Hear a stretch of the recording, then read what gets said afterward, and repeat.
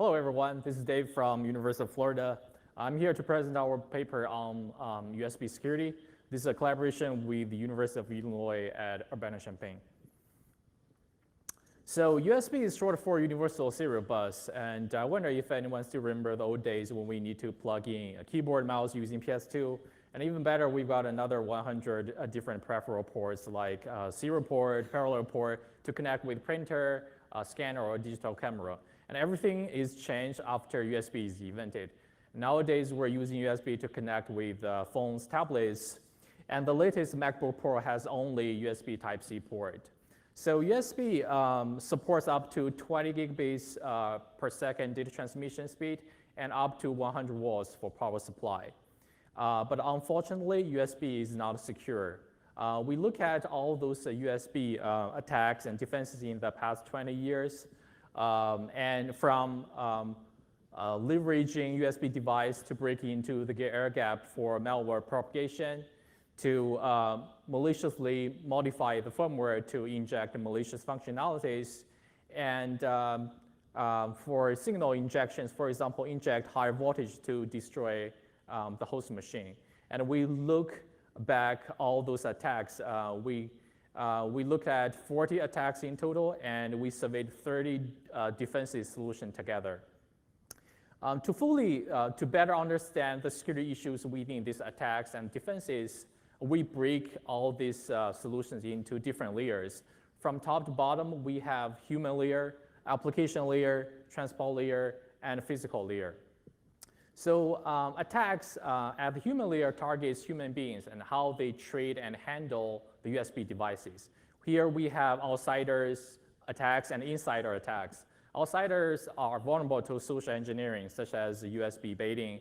And we have seen so many cases where attacker just drop some random malicious USB drive in the parking lot. The most well-known insider attacks are Snowden and the Winner case, where they just plug in a typical USB drives into classified computer system to exfiltrate sensitive data. And even worse, a recent study from our co-authors dropped hundreds of different USB flash drives across the campus, and it turns out most people would pick them up and plug into their laptops. Attacks at the application layers involves the application within the host operating system and the functionality provided by the USB device. Here we have code injection, usually involves certain feature provided by the operating system, such as auto-run to install certain malware. We have seen Stuxnet. Here we have Docker, Conflict, Flame. Data exfiltration leverages the functionality of the USB device to exfiltrate data. Microsoft has been aware of this auto-run issue for years, and they added this auto-run protection since Windows 7, but still you can buy this USB device on the market which can bypass this protection and re-enable the auto-run feature again. Attacks at the transport layer involves the USB stack within the operating system and the USB device drivers. On the device side, it involves the firmware of the device. Here we have protocol masquerading and protocol corruption. Masquerading usually takes the advantage of the USB protocol to add malicious functionality into the firmware. One example is bad USB here. Here we can see this USB flash drive can inject keystroke just like a keyboard. Protocol corruption usually involves hardware or software fuzzer to exploit certain vulnerabilities within the USB software stack. We have this answer here. Physical layers involves the physical characteristics happens on the USB bus between the host machine and the device.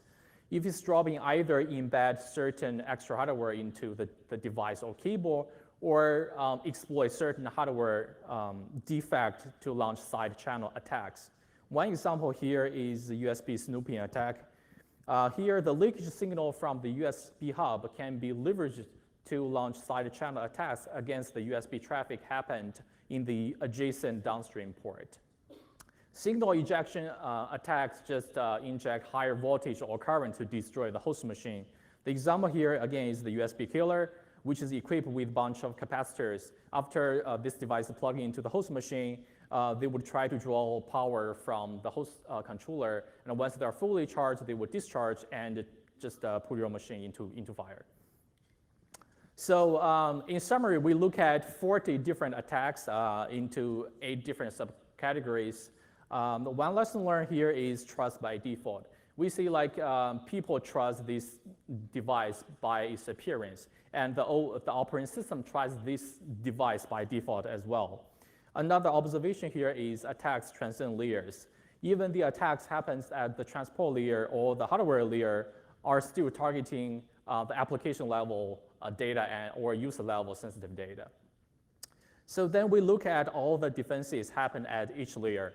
Defenses at the human layers ranging from security training, data encryption, host authentication to auditing and physically disabling USB port. Prov USB is a typical solution for host authentication. Here, the TPM is leveraged by the Prov USB device to establish the unique identity and integrity measurement of the host machine. Within the device, each I/O operation is recorded at the block level to provide provenance. So later on, if this USB device is infected with certain malware, we can do forensic analysis using this provenance to figure out when and where does this infection happen. Defenses at the application layer has system hardening, which usually requires the installation of certain antivirus software, and driver-based access control, which treat the USB drivers as capabilities and only permit this capability based on the policy setting of this USB device. And then we have honeypots. So good USB is a typical example of driver-based access control.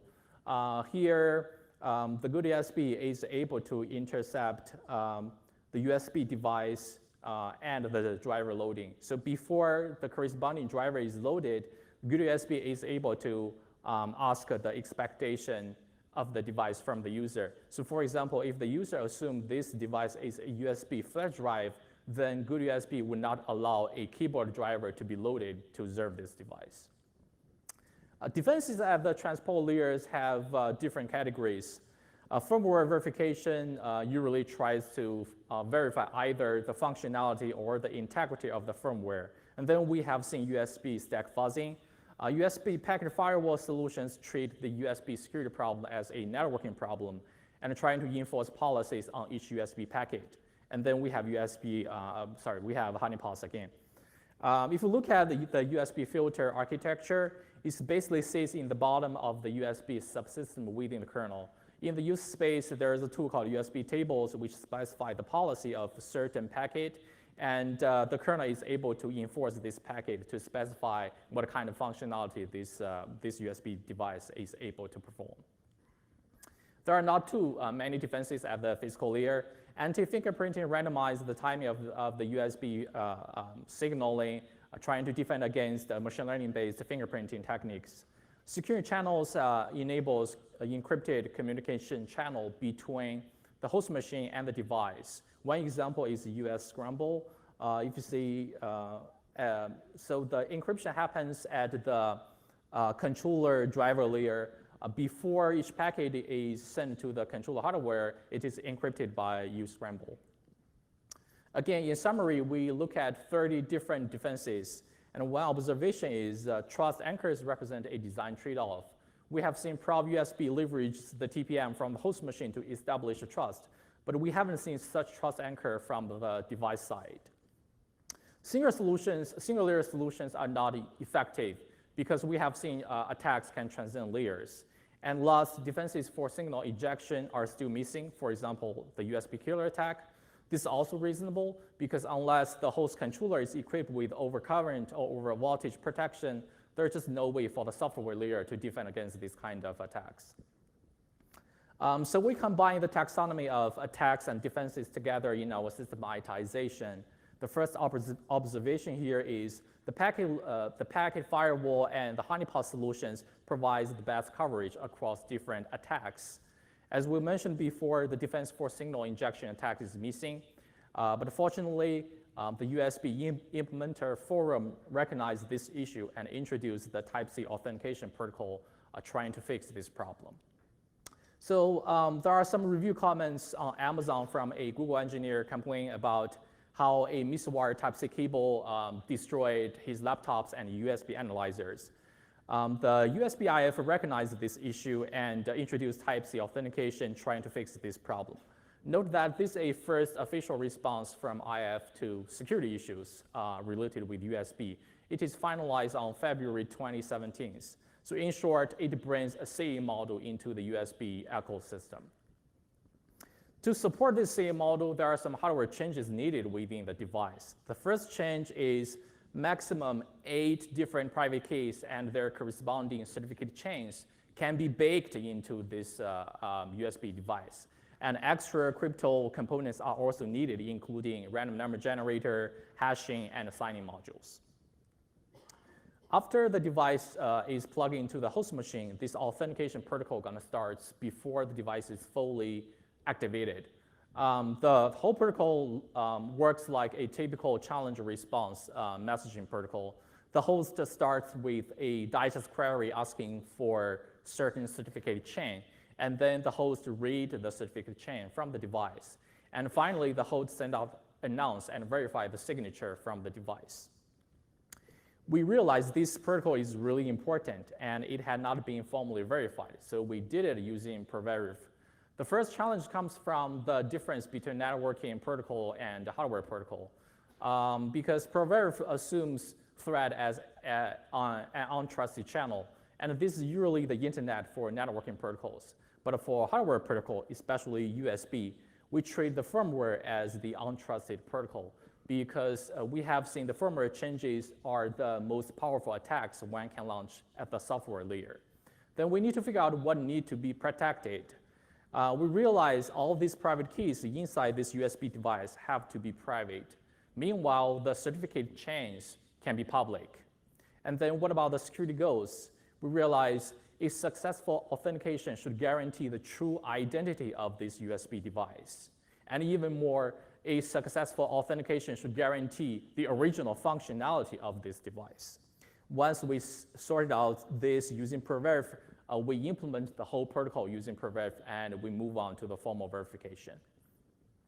So the good news is all the private keys are secure because there's no message involved within the protocol directly accessing or transferring the private key.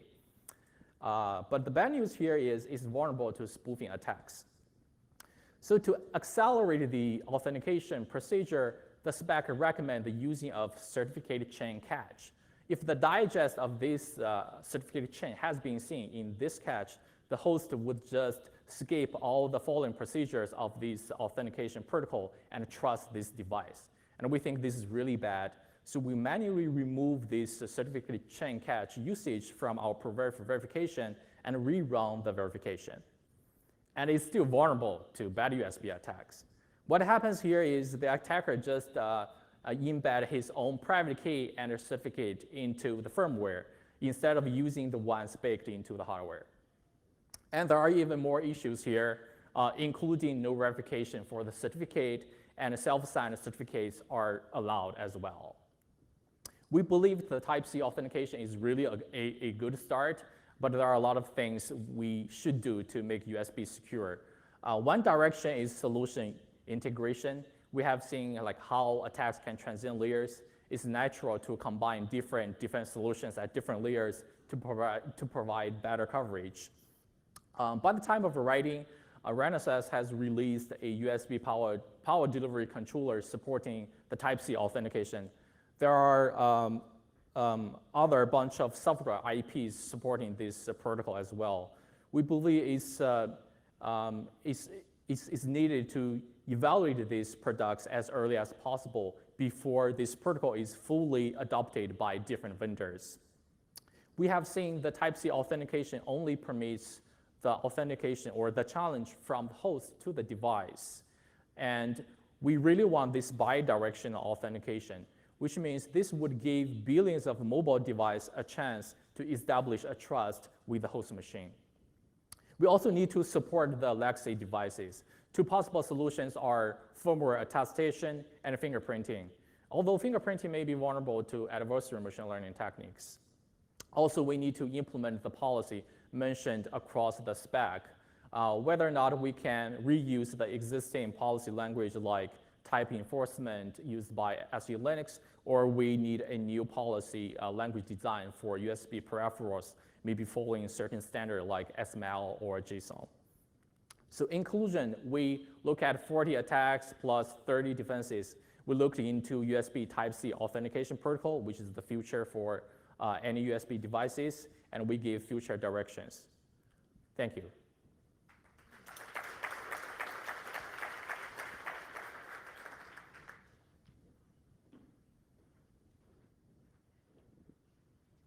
All right, so while people are getting up to the mic, I'll ask my question. So you kind of mentioned it in the paper, and if you look at the bottom of the table where you had the USB-C at the bottom of the table, right, and it failed to cover most of the threat vectors, if I remember correctly. But that was the first and only USB standard to incorporate a secure, focus on security during design. Yes. So I would say that probably means it failed. Yeah, maybe. Being nice. So would you make any recommendations of how to carry out that secure design process better to cover more threat vectors? Or is there something I'm missing about maybe some of those threat vectors aren't actually critical for what USB cares about? I mean, first of all, we have emailed USPIF about our findings, and we're still waiting for their response. But regarding whether or not we wanted the Type-C authentication protocol to cover more attacks, I mean, I'm not sure, because my feeling is this protocol is triggered by these like physical issues where like it just miswired Type-C cable can destroy your machines.